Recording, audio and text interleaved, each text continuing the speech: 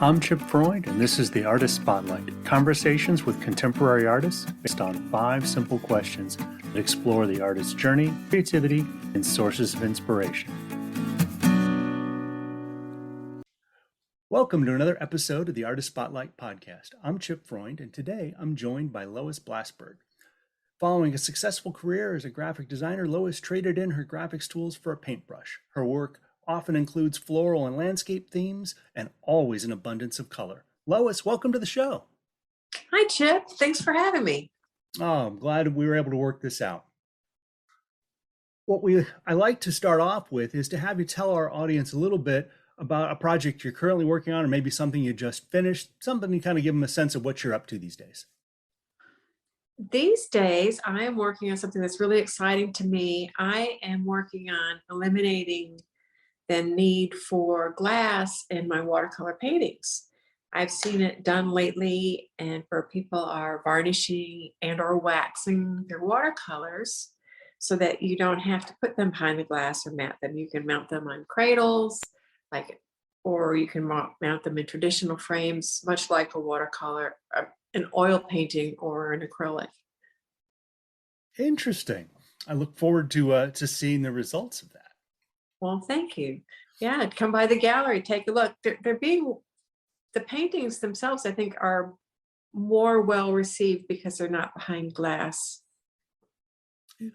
Well, it probably allows the viewer to have a little more intimate connection with the work. So that makes sense. Absolutely, it does. Well, cool. Well, the first question out of our 5 is, what is your earliest memory of making art of any kind? Oh gosh, there were so many pictures that came to mind with that question. Just drawing on friends' front porches and with markers, the kind that they used to have scented markers or colored crayons, and I had all the colors in the crayons. But I think the one that speaks to me most is the memory of painting with watercolors. My mom had set up watercolors for us to paint with, but I was spending more time just changing the color in the water, the rinse water, than I was actually painting. I was just fascinated by transparency and color change and what adding a little bit of this color would do to it, or a little bit of that. And I think playing in the kitchen with the watercolors is one of my stronger memories as a child. And that was young, really young. Yeah, about how old? Oh, preschool or kindergarten. Okay, so you've got a kind of a lifelong connection with watercolor then. Yes, a lifelong connection to it, but I didn't practice it for a very long time again. I had a couple classes in high school, and then I went to college for design at NC State, which is an outstanding program, but I did not get a lot of opportunity to paint, except for this wonderful illustration class. And I chose my media as watercolor. And that class just really resonated with me, even though the professor was out sick almost the entire semester, but it gave me an opportunity to work with my media, kind of self-directed a lot of the time. Went on, I graduated, and then I was an art director and working on the internet for many years. And then I stayed home with my daughter. And I just would once in a while pick up the watercolors. And it wasn't until about half a dozen years or so ago that I really got serious about painting again. I took a couple acrylic classes just because I knew some people that were teaching them, and I wanted to take some classes. So that seemed like an easy approach. And I just wasn't an acrylic painter. I'm a watercolorist by nature. I love the transparency and the things that watercolor can do so much better than acrylics or oils. Just that zoom across the page. It's so exciting and a little bit terrifying too sometimes, because it's like you have to work with the watercolors. You have to cooperate with them. They have to an extent, a life of their own. And I'm afraid I've wandered from the question because I don't remember the question I started answering. Well, you've actually wandered right into question number two quite effectively, Oh, excellent. which is what brought you to your current medium of watercolor. So I think you've addressed that beautifully. Thank you. Oh, great. Do you want me to expound on what the things I If love there's about anything else you want to add to that story, it? please Sure, do. sure. I love just the colors, how they affect each other, the transparency, the glow of light that you get from the paper. It There's just something about that. And also there's a lot of practicality for my life about watercolors.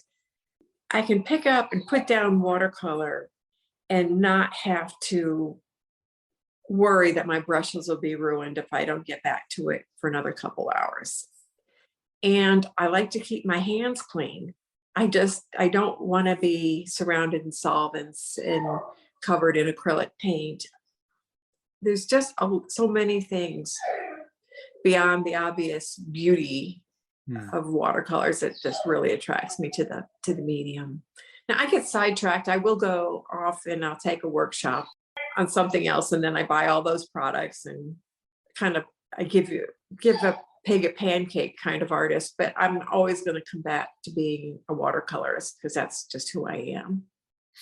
Oh, it's interesting. I've talked to several other artists who have this idea that by experimenting in other medium, it fuels a sense of creativity, even though they may come back to their primary one.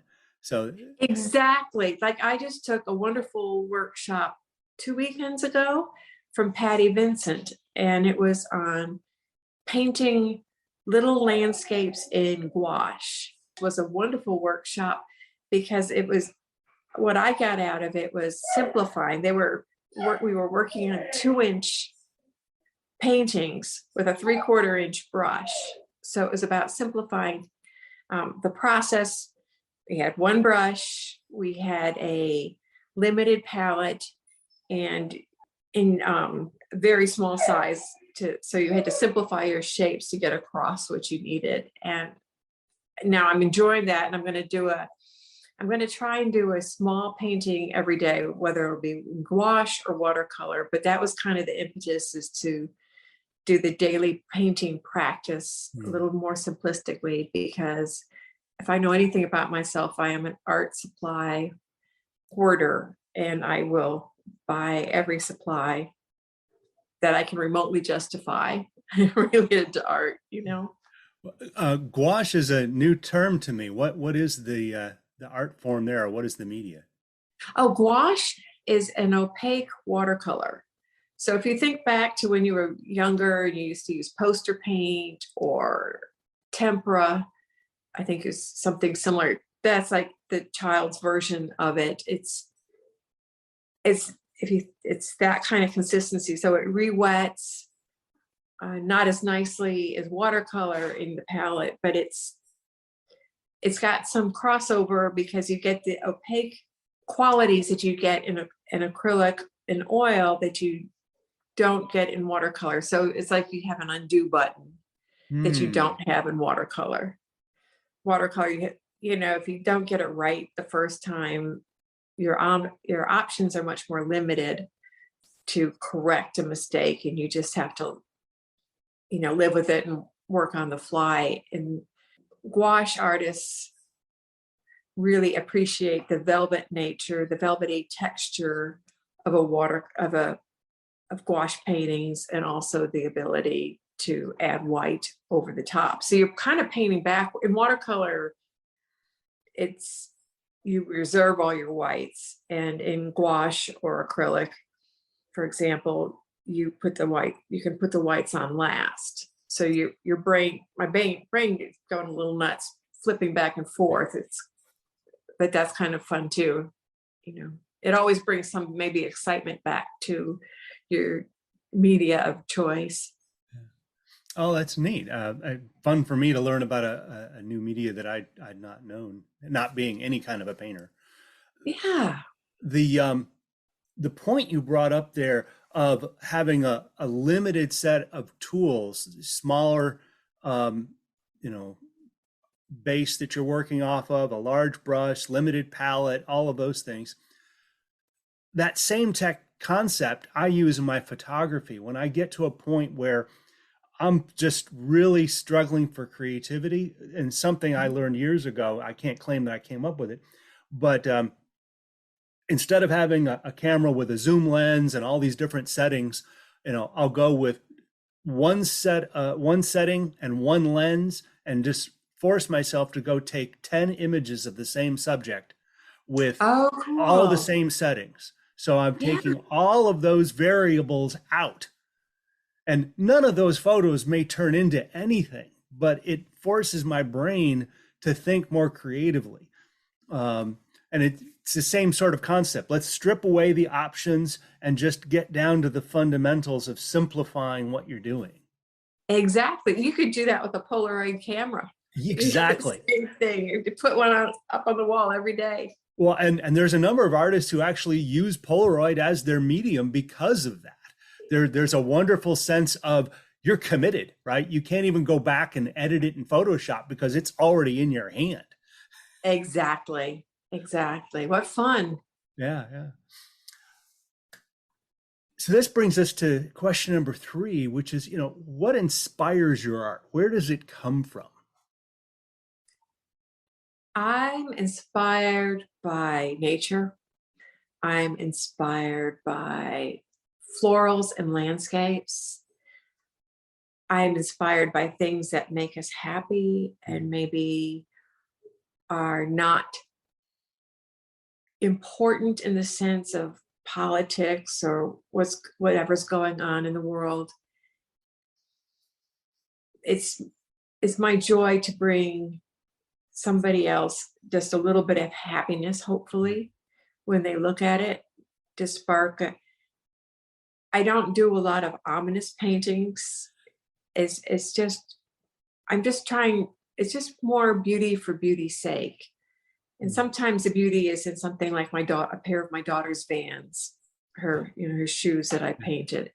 And so it doesn't have to be something that's obviously gorgeous to everybody, but they're often close range when I do still lifes of florals or still lifes. It's just kind of seeing something that maybe you would have walked by, or maybe not.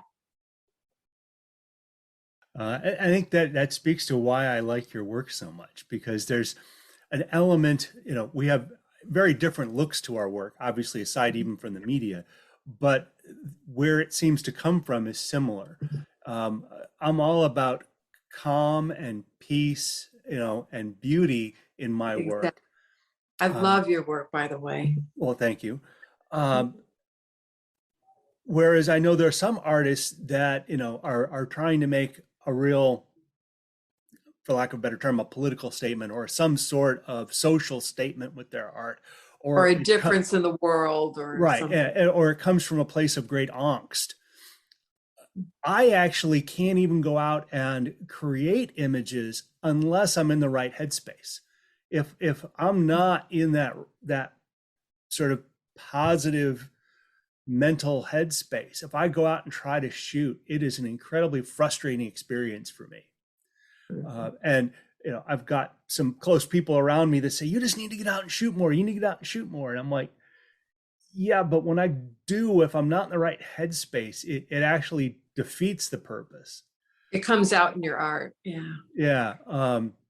So uh, I hadn't thought about that connection of why I just continue to be drawn to your work, but it's that similar sort of beauty for beauty's sake, as well as seeing the things that people walk by. One of my uh, early ones that I really loved, that of mine that other people really loved, was literally a stick lying in Lake Johnson, just on the edge of the lake, a dead stick in the water. But it was a foggy day, and there's this wonderful sort of ombre effect of the blue of the water going up into the white of the fog, and then this simple reflected stick.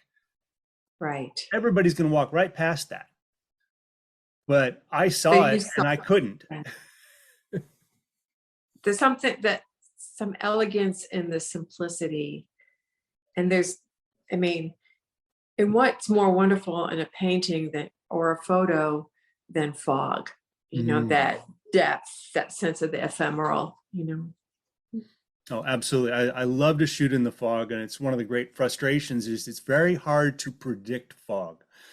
You can predict rain, you can predict snow, you can predict temperature, you can predict cloud cover, but fog is one of the hardest things to predict until, okay, we know, just a few hours, we're probably going to have it. Okay, I'm totally going to scrap what I was going to do tomorrow morning, Exactly. but I digress. Um, the next question gets to what advice would you give an artist just starting out? Oh gosh.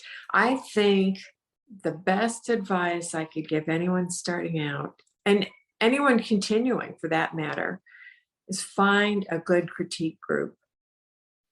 And I belong to a critique group now for about 7 years here in Cary, and it's led by wonderful Dan Nelson. And a group of us that group's been going on for about 12 years. And we just get so much out of it. There's not anybody that has come regularly that has not improved. And it's just amazing when you see it's like, wow, how far they've come in a year or 2 years or 5 years. And to also learn, you may get a lot of great advice. You're not going to get all of it, won't be great, or you can't take all of the great advice together and put it in one painting. So Hmm. you have to you'll learn what advice resonates with you, what seems like it makes sense to you. So you have to have confidence in yourself to say, no, thank you. You just say in your head, well, maybe next on the next painting. But I think that's the best experience, and to get together with other artists. So we just enjoy that so much. We have a monthly one. How do you know a group is a good critique group? What makes a good critique group? Maybe that's a better way to put the question. A good critique group has some artists that have a lot of experience, especially across media. I think diversity of media is important because people can tell you things. I can help people with watercolor, maybe acrylics, maybe a little bit of gouache now, but I don't have any experience in oils. I can't help you with oils. I can't help you with colored pencils. I can tell you about design and painting, but I can't help you with technique. So people that can help you with technique as well as art, and I'm separating that a little bit. Hmm. Also, different levels of artists. They don't all have to be amazing artists, but they all, and people come at it from different directions. And the willingness to meet you where you are. It's important to be in a critique group that is positive and supportive. You don't have to tell people all 20 things that are wrong with a brand new artist painting. You tell them two or three things that you think would help improve their painting the most, and give encouragement, and you remember the paintings that were done last week or last month, and you're like, oh, well, remember, we can see you applied this that you learned last time. It's really important to go in it with positive people that know how to find the good things in your work as well as the things that might improve it. I don't want to go in and critique this. Everybody says, oh, that's beautiful. That's beautiful. And well, thank you. But what can I do better? What you don't want just compliments. You do want, I don't. I want to learn. I want to grow. And I love to see the artists. It's fun. No, I think that's a good point, and that's a I think a first for the podcast. No one has suggested joining a critique group before. So I think that's a great addition to the advice column, if you will, is Oh, to good. find that group that can help encourage and develop your art. But at the same time, I got to think that that's can also be very intimidating for a beginning artist to sort of put it out there. Um, Yes, it is. It isn't. It can be intimidating, and if you're not sure at first, like our critique group, we've had people come. We just like if we know somebody from a class that we think would benefit from joining, we'll say, "Hey, why don't you come?" And you don't have to bring art every time. Why don't you just come in, sit there, get a feel for the room, see if it's something you'd enjoy, and even sometimes if I don't have a new painting to show, I'll go anyway because I just get so much. I learn so much about other media, about different rules and quotes of art and when to break them and when not to break them and why this person's skyscape isn't working. It's because they need to break something off the top edge of the paper. That translates across any medium. mhm. And so, yeah, I think go sit in, see if you enjoy it. Yeah. And if you think that they are giving and getting good advice. Well, I think that's a great approach, is to sort of observe and see how others are doing and how you'd feel there. I'm part of a photographers group, and one of the things we meet once or twice a month, and everybody is encouraged to bring 5 images to share. And when they're put up on the screen, the first thing from the facilitator is, what are you looking for? Are you looking just to share them? Or are you looking for feedback? So right there, you can share your work without having to get effective criticism. Hopefully it is effective and not just criticism. Um, but Right. to get that critique. But I loved that element of it, that you could sort of walk in softly, in a sense. I'm just here to share them. So you could do that first.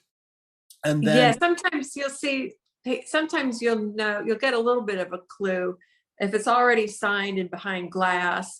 you know, yeah, okay, so this is for your next painting. yeah, yeah, So yeah, sometimes you can't or you won't go back. You don't have time to go back, or you're done with this painting. yeah, Or and I say painting, but it's also drawing or yeah. photograph. We haven't done a lot of photography. You should come. You should come. I might just do that. So our last question is, what artist or artists, if you can't narrow it down to one, should our listeners go check out? And this could be somebody you've just discovered, somebody you've long known, living, dead, uh, somebody who's inspired you. Oh gosh. Well, you've had him on your show. I think Ryan Fox is an amazing watercolorist Mm, pretty and phenomenal. an amazing teacher. He uh, I love his ability to explore the medium, go off in different directions. I'm apologizing for my dog moaning in the background.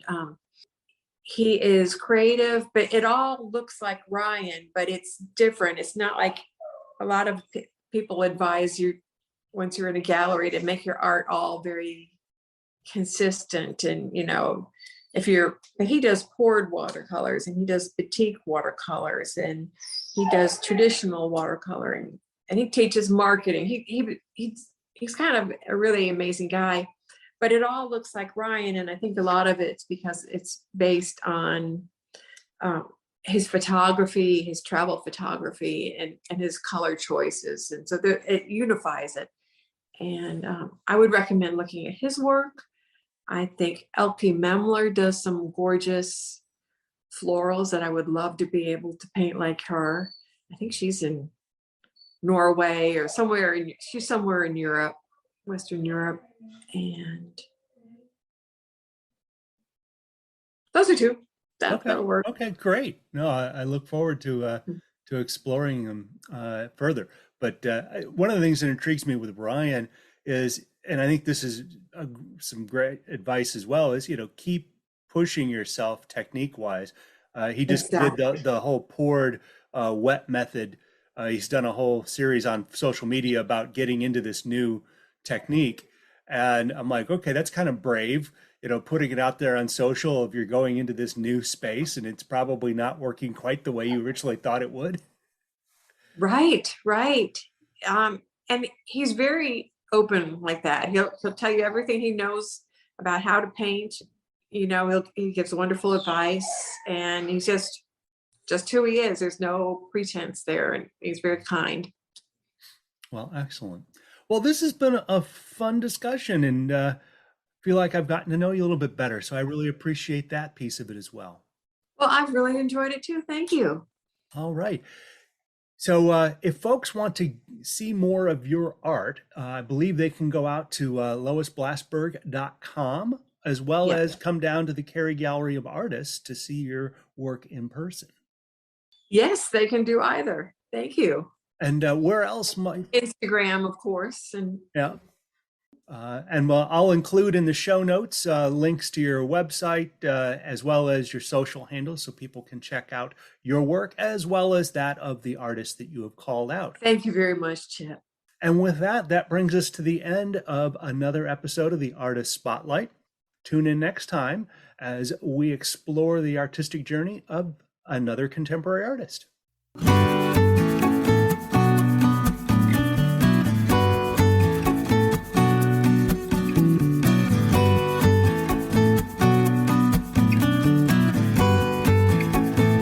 Thank you for joining us.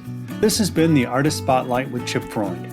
Find accompanying blog posts at chipfreundphoto.com/blog, and you may subscribe to our show on Amazon Music, Apple Podcasts, Spotify, or wherever you like listening.